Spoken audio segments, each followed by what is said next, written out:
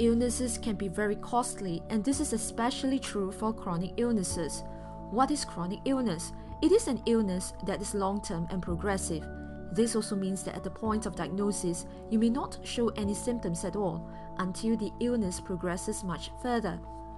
Chronic illnesses are also deadly and are the leading cause of death and disability in Singapore. Moreover, people tend to have more than one chronic illness, especially as they get older. The most common types of chronic illnesses are 1. Heart and blood vessel-related conditions like heart attack and stroke. 2.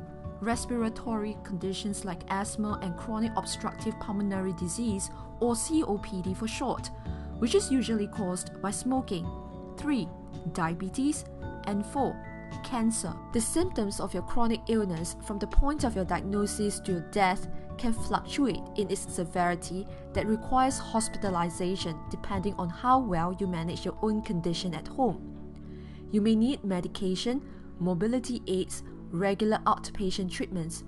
If your illness is complex and severe, you will also need home health services, home medical equipment, and ambulance for transport.